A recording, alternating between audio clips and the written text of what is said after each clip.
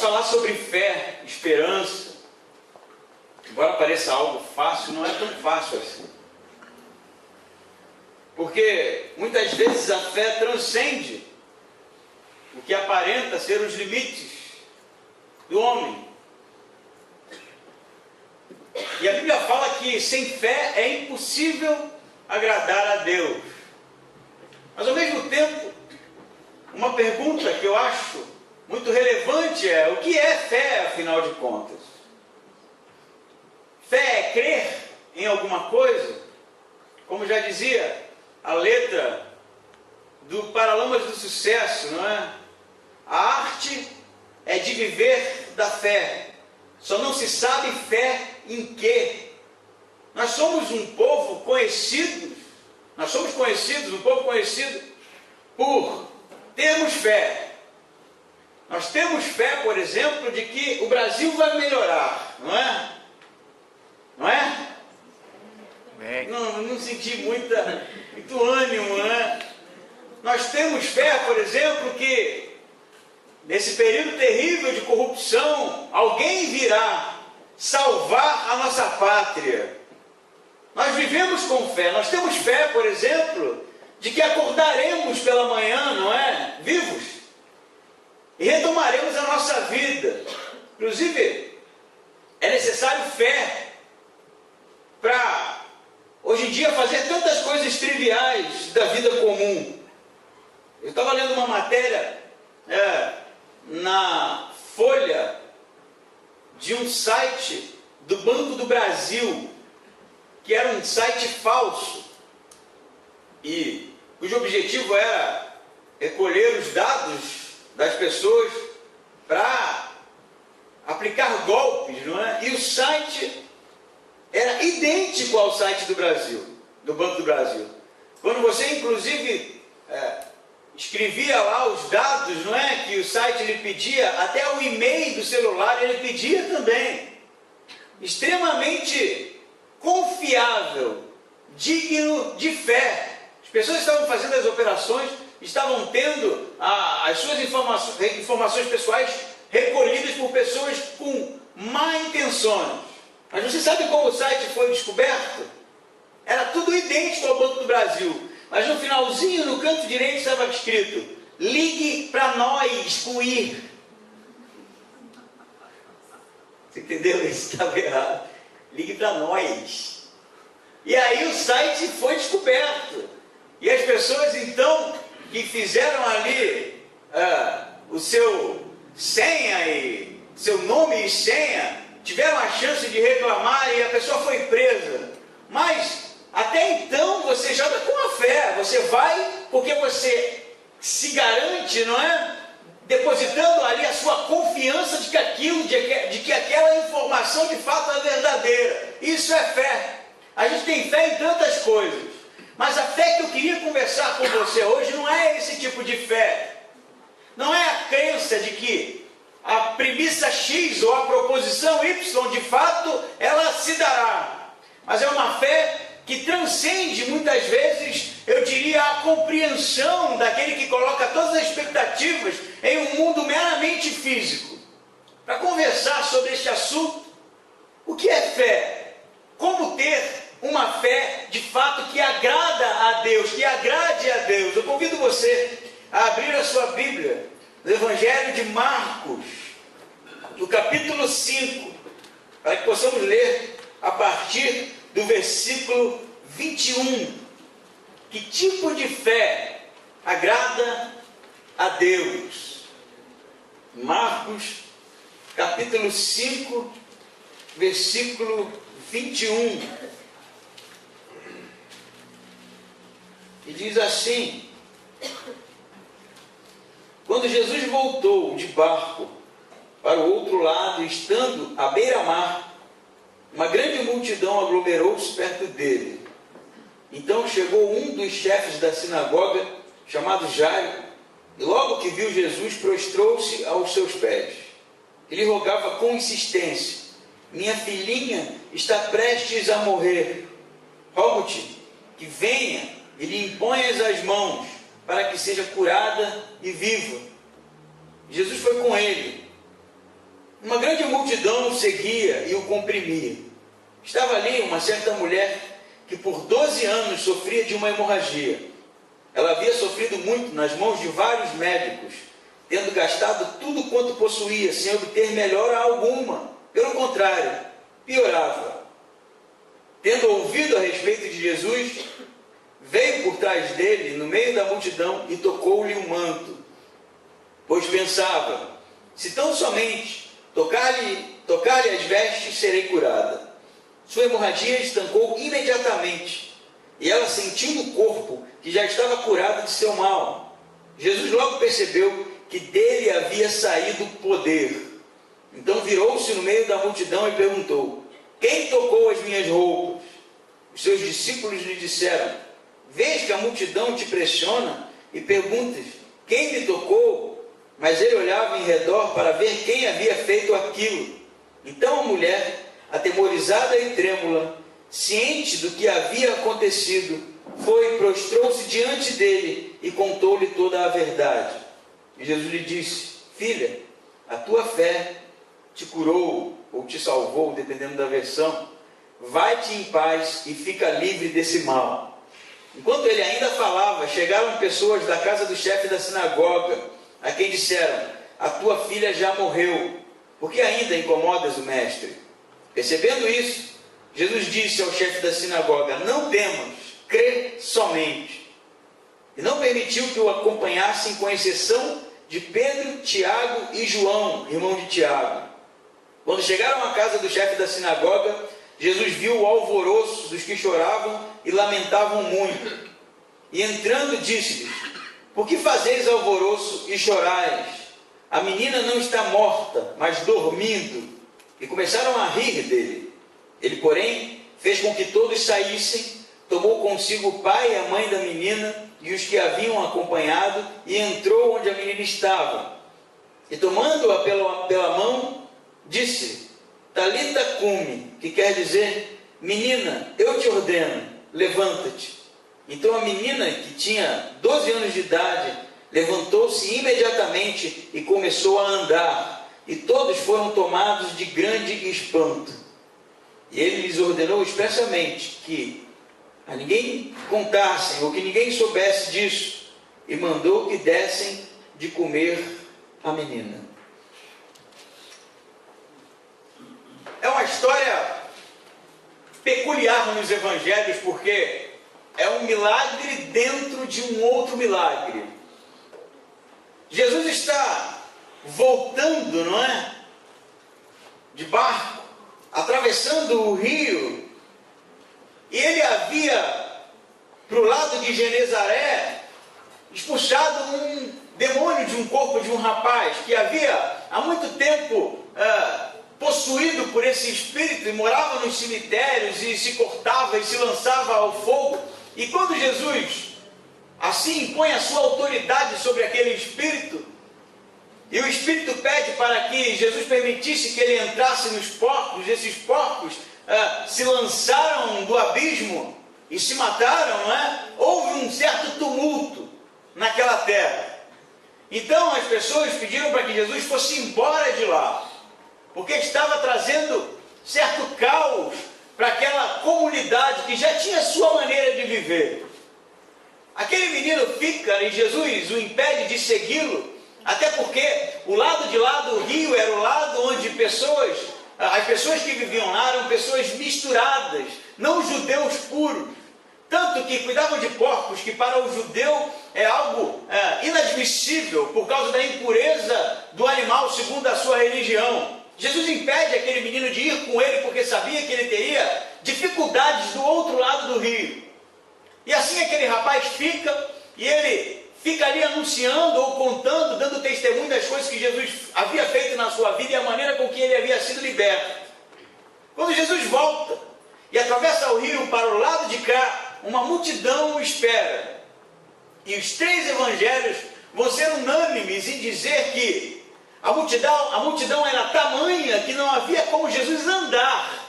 E você pode imaginar comigo, porque não, embora o escritor trate do lugar em que Jesus estava como mar, não é? Era um lago de água doce, que fazia ali a transição entre o Mar Morto e o Rio Jordão, e quando Jesus atravessa para o que seria a praia, não é?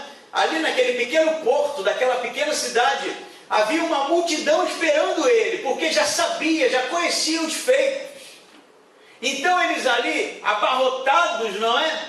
Esperam por, quem sabe, um ensinamento, quem sabe uma palavra de conforto, quem sabe por curas, daquele que era até então conhecido como Rabi, o mestre, alguém que trazia ensinamentos novos, alguém que trazia não somente o conteúdo teológico, mas trazia também sinais e prodígios da parte de Deus. Assim, as pessoas estão ali amontoadas, esperando que Jesus desembarque. Ele então desce daquele barco. Os outros evangelhos vão tratar da maneira específica em que Jesus, depois de descer do barco, ele se senta para ensinar, para conversar com aquelas pessoas, que assim era o costume. Jesus se senta no meio daquela multidão e começa a sua conversa, e começa o diálogo, quando de repente, diz Marcos, um homem vem correndo e provavelmente empurrando a multidão que impedia a passagem, e se lança aos pés de Jesus. E ali está um homem desesperado, porque a sua filha, uma menina de 12 anos, estava morrendo. Era um homem que não era qualquer um, porque Marcos, Mateus e Lucas vai dizer que esse homem, que se chamava Jairo, era o líder da sinagoga. Isso, não sei se você sabe, mas as sinagogas eram como pequenos templos, em que normalmente se ensinava. Era o lugar da teologia, era o lugar do estudo, era o lugar da aplicação. A pessoa aprendia a ler na sinagoga, as crianças eram educadas nas sinagogas. A sinagoga em si era de suma importância e relevância para a época, porque era ali em que se aprendia todo o conteúdo judaico, mosaico, tudo sobre o Pentateuco, tudo sobre as leis, tudo sobre os cerimoniais, tudo se passava na sinagoga. E Jairo era o líder, o presidente, em algumas versões o príncipe da sinagoga, era aquele que era responsável, era aquele que tinha em sua mão não necessariamente ou somente a responsabilidade do ensino sobre Deus, mas de deixar ou não deixar que outros falassem na sinagoga. Era ele que tinha em suas mãos impedir ou não impedir que pessoas consideradas impuras participassem ou não participassem da sinagoga. Provavelmente Jairo era o tipo do homem que, por causa do cargo que exercia, havia se posicionado contra Jesus, pelo simples fato de que a interpretação de Jesus das leis de Moisés era algo diferente do ensino que se dava, que se ensinava nas sinagogas. A interpretação de Jesus das leis era algo à parte da tradição judaica. Assim, Jesus era alguém que não era bem visto por esse tipo de pessoa. Mas nesse momento, o que está acontecendo aqui é a história de um homem que está vendo a vida de sua filha indo embora, esvaindo de suas mãos. Provavelmente, como alguém relevante, alguém de destaque na sociedade, havia investido dinheiro, havia investido tempo, recursos, na tentativa de sanar a dor, a doença de sua filha, e nada havia dado conta. E nesse momento, esse homem está tão desesperado que ele nem se importa com o fato de que, em sendo um líder, alguém representante da religiosidade da época, nem se importa de se lançar aos pés de Jesus diante da multidão. E a multidão era justamente a sociedade que frequentava a sinagoga. Você percebe isso? Ele não faz muita cerimônia, porque ele está desesperado. Ele vem ali aos trancos e barrancos e se joga. E as suas palavras são as seguintes: a minha filha está morrendo. Por isso eu te peço para que venha comigo e imponha as suas mãos sobre ela, para que ela fique curada e viva. Embora essas palavras sejam palavras significativas para quem era líder, não é?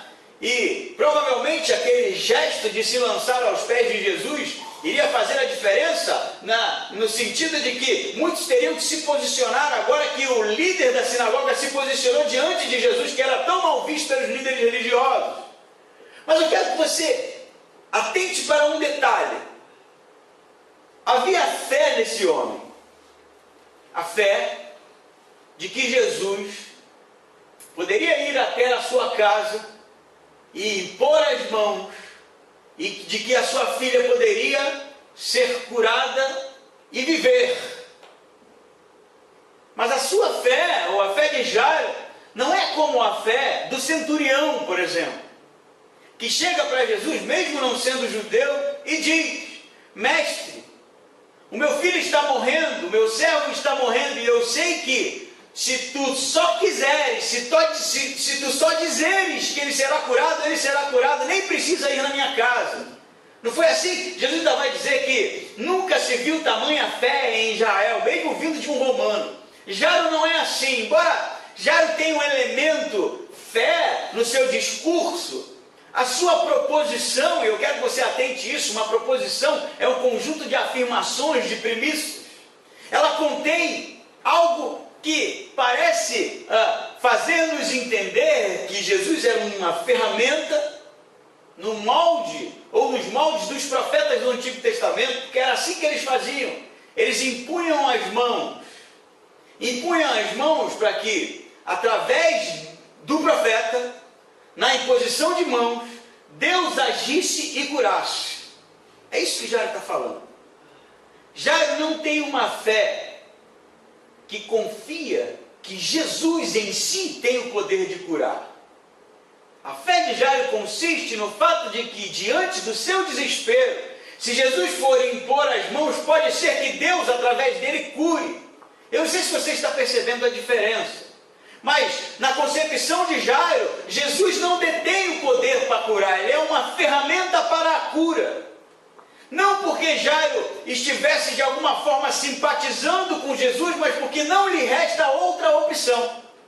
Não lhe resta outra opção. Jesus agora é a última carta. Jesus é agora a última alternativa. Jesus é a única ou última opção diante de um quadro de morte iminente. Engraçado que, diante de tal desespero, de um homem relevante, todos os evangelistas vão ser juntos em dizer que Jairo era o líder da sinagoga, era alguém importante. Eles dizem o nome, eles dizem o ofício, eles dizem de quem se trata, era alguém notório. E está esse homem em uma situação terrível, em que sua filha está morrendo. E aí você sabe o que acontece? A ideia no grego é que Jesus se levanta e é tomado pelo braço por Jairo, porque Jairo tem pressa. Ele tem pressa porque a sua filha está num quadro terrível e o tempo está contando contra. O relógio está rodando contra. E ele tenta puxar Jesus no meio da multidão. Não é isso? Jesus se levanta e vai com ele, mas a multidão não deixa, a multidão não facilita nada. Enquanto Jairo tem pressa e puxa Jesus, a multidão aperta, apinhada, não deixa com que eles passem de maneira fácil. E o relógio está rodando, e Jairo está preocupado, e até que um momento Jesus para. Ele para e diz: alguém me tocou. Os discípulos estão tão inquietos com a situação, porque eles vão dizer: como alguém te tocou? Você quer uma multidão, está todo mundo se apertando aqui, está todo mundo querendo te encostar, está todo mundo te amarrotando aqui, como alguém te tocou? E Jesus não sai do lugar, enquanto a pessoa que ele diz ter tocado as suas vestes, não é? Apesar de ter a multidão, não aparecer. E aí a gente é interrompido por um novo episódio, mas o que fica suspenso é em Jairo. E a filha de Jairo, ela estava morrendo. Por que Jesus parou? Por que Jesus não avançou com pressa? Quem sabe, se de fato alguém tocou e havia acontecido algo especial, esperasse para depois. Mas ele não, ele para e deixa Jairo ali desesperado, plantado, esperando Jesus decidir a hora que ia avançar. E a pergunta que todos fazem é: por quê? Me lembra outro episódio parecido em que Jesus recebe a notícia de que Lázaro estava muito doente. E ele demora, até que recebe a notícia de que Lázaro havia morrido. Então ele vai. Percebe isso? Que Jesus deixa Jairo esperando. E isso é proposital. Porque me parece que quando há em nosso discurso uma fé que não é uma fé genuína, ou melhor, que não é uma fé amadurecida, que não é uma fé fruto do desespero, que não é uma fé fruto da única alternativa, porque muitas vezes nós nos comportamos assim. Aquilo que a gente chama de fé, na verdade é a única opção, porque a gente já tentou de tudo.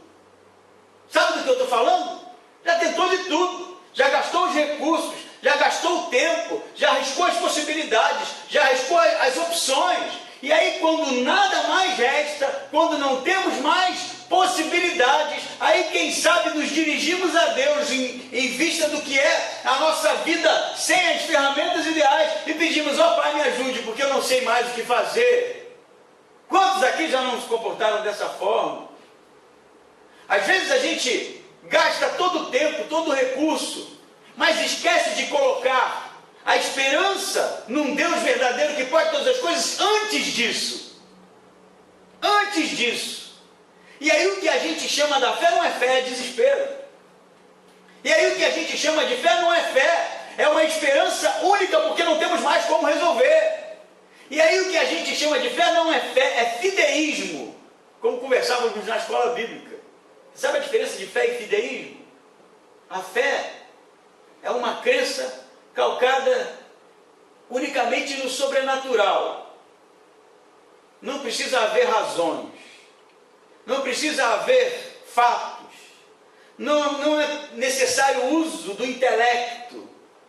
Fideísmo é simplesmente crer, como alguém que crê em OVNIs, porque quer, como alguém que crê em gnomos, como alguém que crê que o Bolsonaro vai mudar a realidade do país, nada pessoal, como alguém que crê que X é X e Y é Y, mas na verdade não é uma fé calcada de fato no real, calcada no tangível, calcada na razão, nos fatos, naquilo que realmente muda a trajetória do homem. E a gente confunde isso. Muitas vezes a gente trata a palavra fé de uma maneira chula e leviana, eu diria.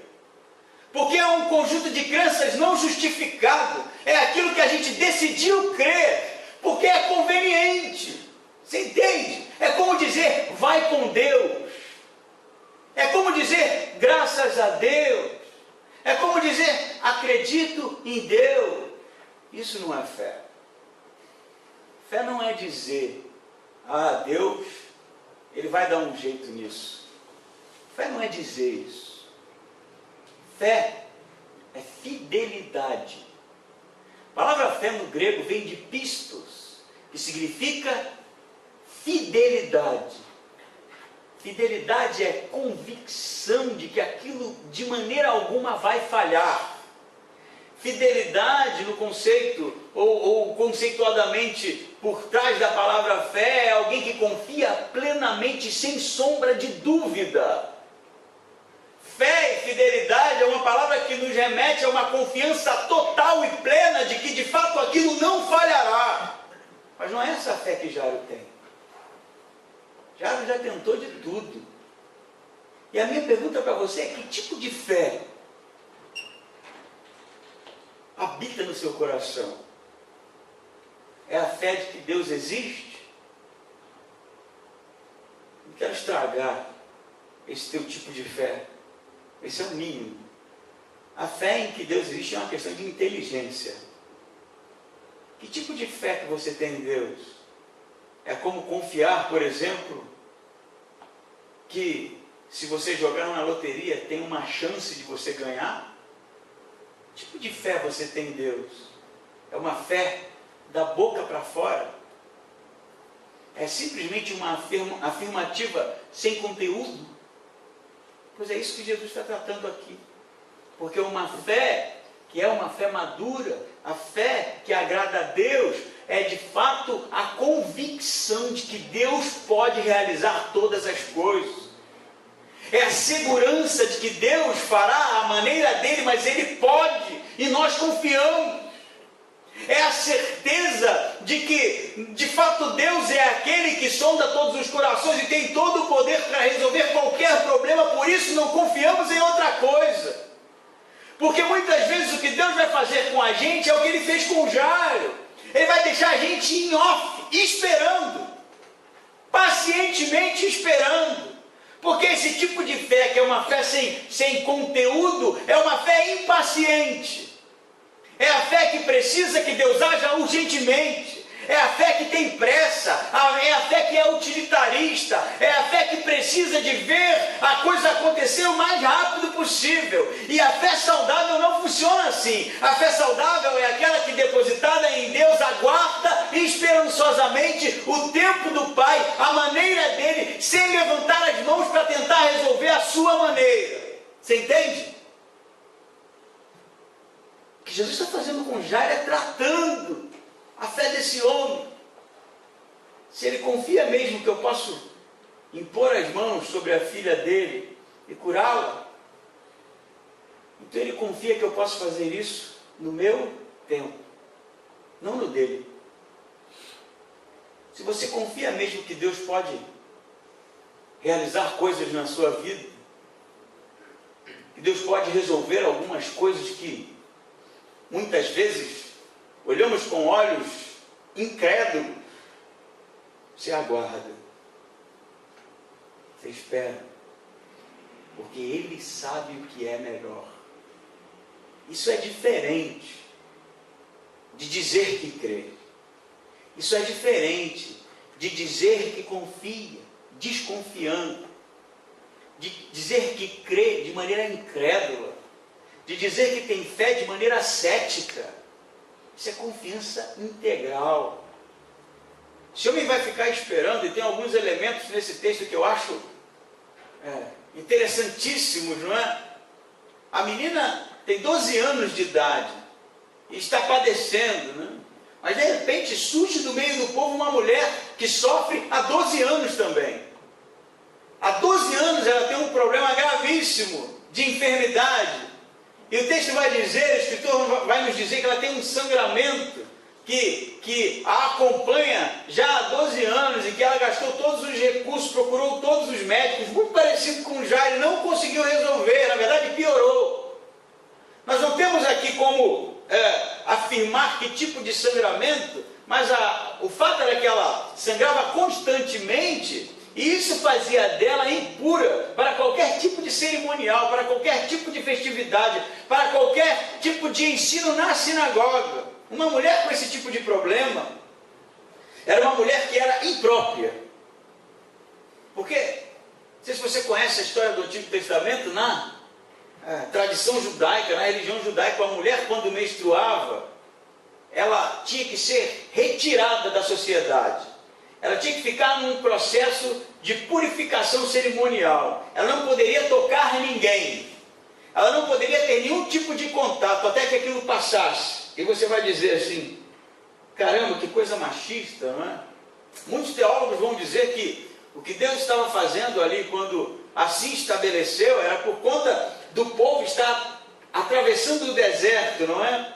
E aqueles homens eram escravos, pessoas brutas, rústicas, e para proteger as mulheres, Deus assim decretou que elas ficassem separadas, para que não houvesse nenhum tipo de contaminação física mesmo, se tratando de um período que é um período da mulher sensível e que pode acontecer tantas coisas. Mas o fato é que ela, nessa situação, que era um fluxo constante, não é? Ela não poderia se misturar. Ela não poderia ir ao templo, porque estava impura. Ela não poderia participar das festividades, porque estava impura. Ela não poderia ir na sinagoga de Jairo, porque estava impura. Ela não poderia tocar nas pessoas, porque estava impura. Não sabemos se ela era casada, mas é estranho uma mulher estar sozinha, em público, que era algo que não acontecia, então provavelmente era uma mulher que não tinha um marido, e ela arruma um meio de se aproximar de Jesus. Ela não poderia vir no bolo, junto com a multidão, porque ela sabia, e as pessoas a conheciam. E o texto vai dizer que ela toca na orla, não é? Ela toca na ponta da roupa de Jesus, e os judeus, naquele tempo, eles traziam, até hoje inclusive, os mais ortodoxos, eles trazem na sua roupa, costurados, umas linhas nas pontas, não é? Que é chamado de zize, que é, na verdade, um ornamento para lembrá-los das orações cotidianas. E Jesus, como era um rabi, provavelmente trazia esse tipo de vestimenta, não é? E é justamente ali que ela toca. Mas para que ela fizesse isso, ela deveria estar abaixada, por baixo. Então, enquanto Jesus estava sendo empurrado, não é? E puxado por Jairo, aquela mulher vinha por baixo para que ninguém visse. Porque todos sabiam da sua situação, porque ela era uma mulher conhecida. E ela pensa consigo: se eu apenas tocar na roupa dele, nas vestes dele, eu serei curada. Se eu apenas tocar na ponta da roupa, eu serei curado. E o que acontece é que aquela mulher vem agachada no meio da multidão, e quando ela consegue tocar na roupa de Jesus, o que o texto vai dizer? Imediatamente ela foi curada, o fluxo estanca e ela está sem o problema que lhe atazanava, que lhe proibia de participar de todos os cerimoniais durante 12 anos. Mas percebam a diferença. Enquanto Jairo achava que Jesus era um instrumento, não detinha o poder de cura, mas poderia ser usado por Deus impondo as mãos, espera. Mas uma mulher que crê que se só tocasse nas vestes de Jesus seria curada, é uma mulher que crê que Jesus tinha o poder de curar. É uma fé que ela é justificada no fato de pensar em Jesus como o máximo que se podia pensar em poder. A proposição dessa mulher, o pensamento, as afirmativas dela, ela é completamente contrária de Jairo. Ela crê plenamente que pode ser curada apenas tocando nas orlas. E aí o que acontece? Jairo está esperando, mas a mulher imediatamente é curada. Percebe a diferença? Por que Jairo, quando se lança lá aos pés de Jesus, lá em respeito, e fala que Jesus poderia impor as mãos, imediatamente sua filha não é curada? Por que é diferente? Por que essa mulher imediatamente fica curada? E Jesus depois ainda vai dizer: filha, a tua fé te curou. Porque é diferente. Porque esse tipo de fé é uma fé que confia plenamente, integralmente, que Deus pode resolver todas as coisas, que Deus é quem é. É a confiança integral, plena, absoluta de que Deus é a solução. Percebe a diferença? Sabe que a gente, na maioria das vezes, crê descrendo. Crê descrendo. Eu lhe dou exemplo. Às vezes a gente conhece pessoas, às vezes até em nossa família, às vezes até conosco, passando por problemas terríveis. E aí a gente ora, e a gente sabe que a situação está crítica. E a gente fala assim: Deus, se for a tua vontade, cura, né? Mas no íntimo você já decretou a morte.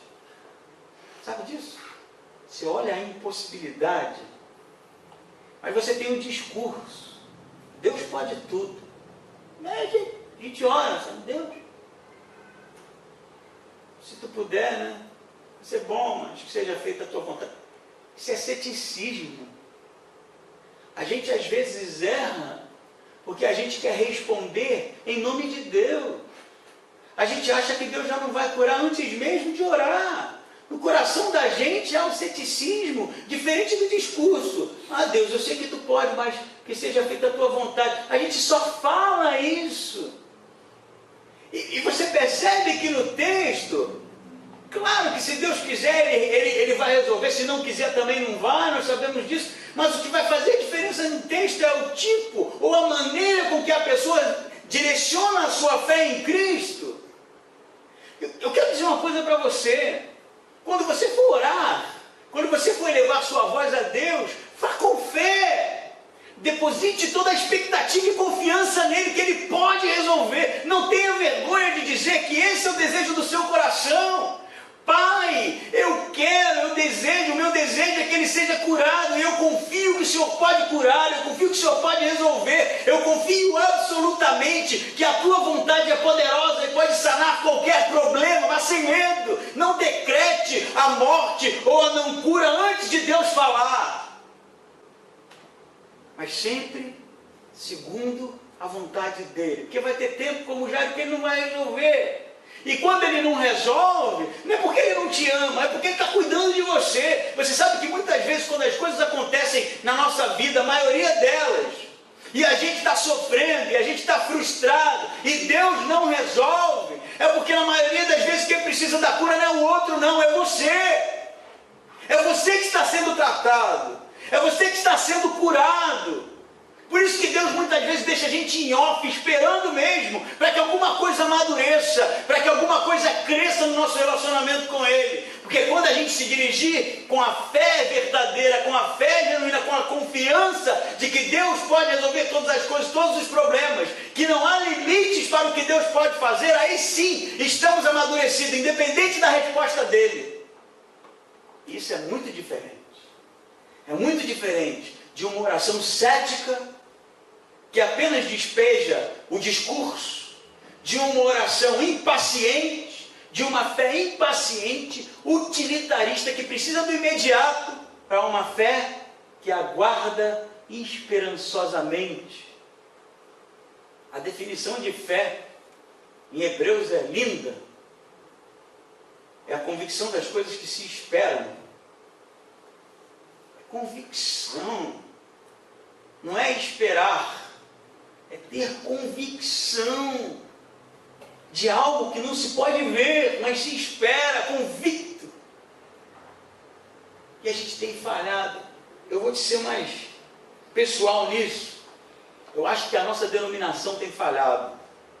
Que a gente anda com tanto medo, com tanto receio desses movimentos loucos que surgem por aí, que decretam tantas vezes a vitória, que dizem que Deus está obrigado em responder às suas orações, que diz que você é cabeça e não cauda, então Deus tem a obrigação de resolver as suas pendengas. A gente está com tanto medo disso, que a gente está em nome, quem sabe, da denominação em si, perdendo o elemento crucial do nosso relacionamento com Deus, que é a confiança plena, integral, a convicção. A gente precisa retornar, eu diria, aos fundamentos elementares da fé. Parar de viver uma fé simplesmente proposicional e viver uma fé real, confiante, uma fé genuína, uma fé amadurecida, uma fé que confia, confiando, não que confia desconfiando. Mas você sabe o que vai acontecer? Diz que a mulher vem por baixo, não é? E quando ela toca a orla de Jesus, Jesus vai dizer assim: alguém me tocou. E os discípulos ali, eu acho que até eu, né? Alguém me tocou. O que significa que você está na multidão, você está sendo amassado, está todo mundo te tocando. Aí Jesus fala assim: não, alguém me tocou e de mim saiu poder. Não é isso que diz? O que isso significa? Como assim? A palavra no grego aqui para poder é dunamis. Não é poder como que se de Jesus tivesse saído faíscas, não é? Raios coloridos. É o poder do Espírito Santo. É o poder do movimento, é o poder, a força que era ali em Jesus representada através dos sinais e prodígios que ele fazia. Era algo visível, era algo tangível, que as pessoas estavam vendo a autoridade que ele tinha, o poder que era o poder dado por Deus para ele, foi tirado dele. A expressão no grego é isso: alguém arrancou. Porque você vai perceber que existem toques e toques. Existem toques que a gente, né, levanta a mão, canta uma música bonita, faz uma oraçãozinha. Quando dá tempo a gente lê alguma coisa da Bíblia, não é? Mas a gente também vê aquelas pregações no YouTube, na televisão, então vai preenchendo o tempo. E toque. Que Jesus fala assim, alguém me tocou. Alguém me tocou, porque de mim saiu poder. E havia fé. Jesus não anda enquanto aquela mulher não aparece. Ele fica ali em pé. E aí ela então, ela se levanta, não é? Com medo. O texto vai dizer que, em 32, mas ele olhava em redor para ver quem havia feito aquilo. Então a mulher, atemorizada e trêmula, ciente do que lhe havia acontecido, foi, prostrou-se diante dele e contou-lhe toda a verdade. Ela estava trêmula porque foi curada, mas ela estava atemorizada porque ela sabia que era impura. Ela sabia que era impura. E ter tocado Jesus poderia ser algo terrível para ela, poderia levá-la inclusive a um apedrejamento, porque estava descumprindo as regras. Mas sabe o que Jesus faz? Jesus chama ela em público. Essa pessoa tem que aparecer. É difícil a gente achar que Jesus não sabia de quem se tratava, mas ele queria que ela se levantasse, que as pessoas vissem. Sabe por quê? Porque Jesus queria mostrar para aquela multidão, queria mostrar para aquela sociedade que ela agora estava própria para participar de todas as festas, do culto no templo, da sinagoga, porque ela era uma nova pessoa curada por ele. Jesus queria que isso fosse público, não necessariamente para que a cura ou o sinal fosse conhecido por todos, mas para que essa mulher mostrasse para a comunidade que ela agora havia sido restabelecida. Porque o toque de Jesus é assim, quando a gente vai até Jesus com fé e de fato tocamos na eternidade, somos transformados. Porque quando a gente de fato eleva a nossa voz e há a verdade no nosso coração, nós somos transformados. E essa mulher é uma mulher nova, agora apta de novo. Então Jesus vai dizer, filha, ânimo, em alguns evangelhos, não é? Nos outros evangelhos, ânimo, pois a tua fé te curou. E aí então ele começa a voltar para a casa de Jairo. Não é? Depois de tudo aquilo, Jairo esperando, ainda bem que Jairo não falou nada, né? Pelo menos os evangelhos não dizem. Eu acho que qualquer coisa que ele dissesse aqui ia ser um novo sermão. Fica quieto. E aí ele então conduz Jesus até a sua casa. No caminho, já aparece aqui, um mensageiro da sinagoga, eram os seus amigos, não é? Os seus amigos ali, pessoas que frequentavam a mesma sinagoga, que eram mais íntimos de Jairo. Quando Jairo vai até Jesus, não vai ninguém. Porque devem ter pensado assim, o que esse cara está fazendo? Logo aquele andarilho. Quando Jesus vai, não vai ninguém. Mas quando a menina morre, aí tem gente. Não é? E aí eles dizem assim, no versículo 35, enquanto ele ainda falava, Jesus ainda falava com a mulher, chegaram pessoas da casa do chefe da sinagoga, a quem disseram, a tua filha já morreu. Por que ainda incomodas o mestre? A palavra mestre aqui, de repente você pode estar achando, eles tinham temor ou reconheciam que Jesus era o mestre. Não, Jesus ele era um professor. A palavra mestre aqui, rabi, era alguém que tinha graduação para ensinar. Então o que essa pessoa está dizendo é, Jairo, desiste desse negócio, não insiste nisso, a tua filha já morreu, para de criar problema para o professor aí. Alguns aqui entendem até um tom de ironia aqui, já esquece essa história, ela já morreu, porque inclusive quando eles voltam já haviam flautistas e carpideiras, mulheres que eram contratadas para chorar a morte, não é? Para chorar no enterro. As pessoas já haviam feito os preparativos para enterrar, não havia mais esperança não, e alguém vem aqui só para dizer para Jairo, esquece isso, acabou, ela morreu, volta para casa, para de incomodar ele. E aí eu acho que tem algo aqui relevante, né? Diz o 36, percebendo isso, entende isso, Jesus percebe isso, o tom de ironia, o tom da incredulidade, e vai virar para Jairo e vai dizer assim, Jairo, disse Jesus ao chefe da sinagoga, não temas, crê somente. A única coisa que eu quero de você agora, já ela morreu. Antes ela estava doente, havia uma única alternativa, né? Vai que Jesus ora lá e Deus cura. Agora não tem mais. Agora ela morreu. Mas é agora que Jesus olha para Jairo e diz: não temas, crê somente. Por que Jesus não disse isso antes? Por que quando Jairo disse que ela estava para morrer, Jesus não disse: Jairo, não tema? Não, ela está morta. E agora, justamente nas impossibilidades, é que Jesus pede para que Jairo creia. Percebe que Jesus está trabalhando algo nesse homem.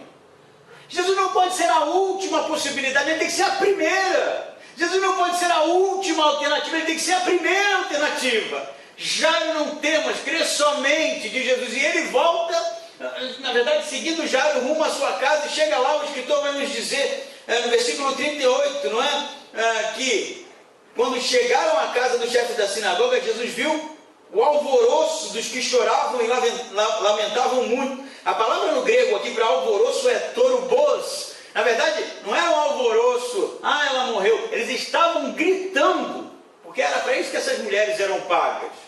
Essas mulheres chamadas de carpideiras, elas eram pagas para chorar, para gritar, para ser o elemento desesperador ali na hora da morte. Essa era a tradição.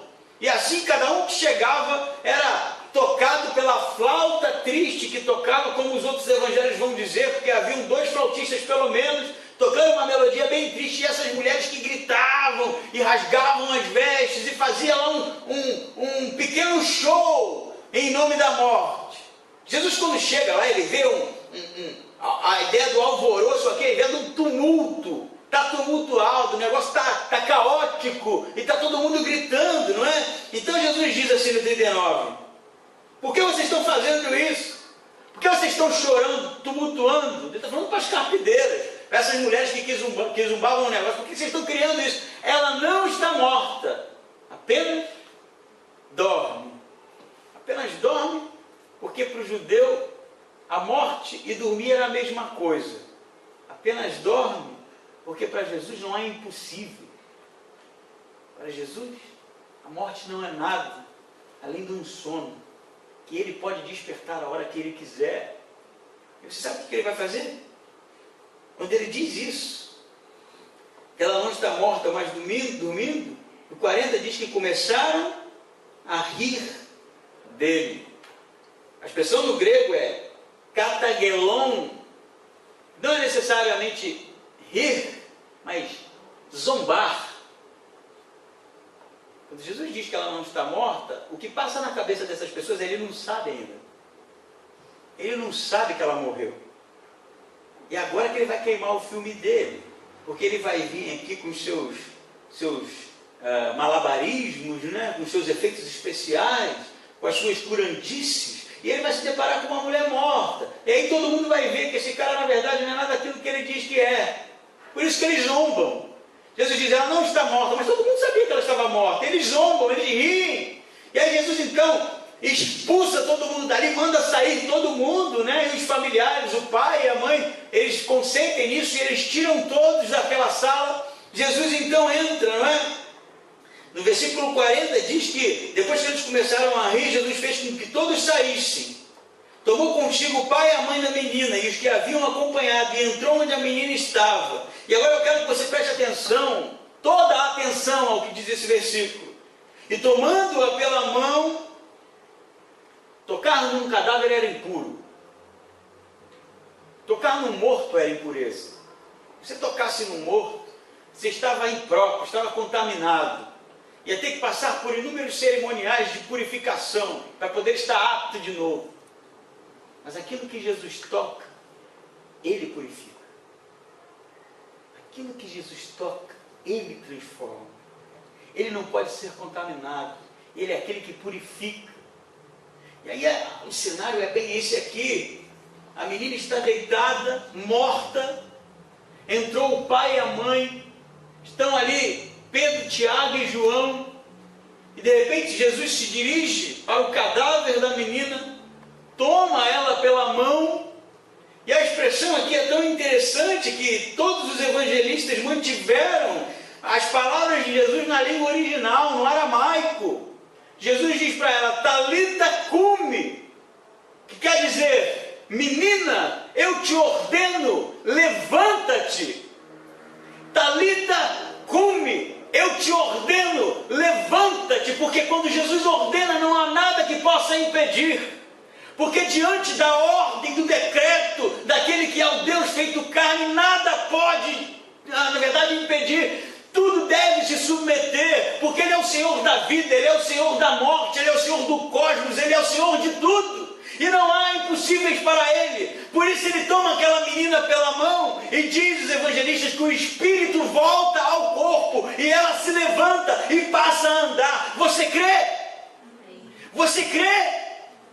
Essas palavras, elas têm que fazer sentido para nós.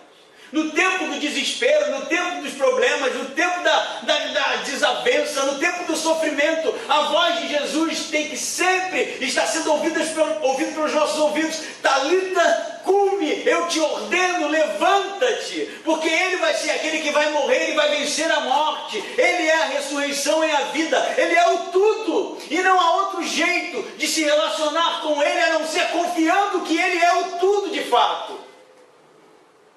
Talita cumi, eu te ordeno, porque quando Ele ordena, as coisas acontecem, porque foi pela palavra da sua boca que o mundo veio à existência.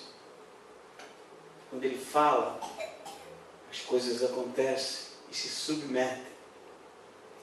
E é esse tipo de fé que Deus procura em nós.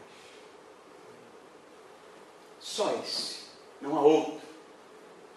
Confiança plena, integral, total. E que a sua voz é uma ordem que tudo se submete. Seja a morte, seja a vida, sejam as tribulações, sejam o porvir, eu te ordeno.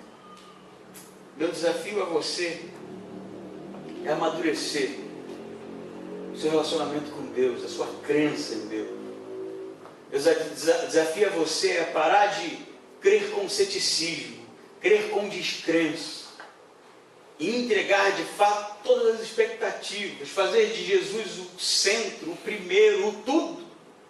Confiar integralmente, que muitas vezes, inclusive, Ele não responderá da maneira com que a gente quer, mas a gente espera e aguarda nele. Amém? Vamos ficar em pé, fechar os nossos olhos. Senhor Deus e Pai.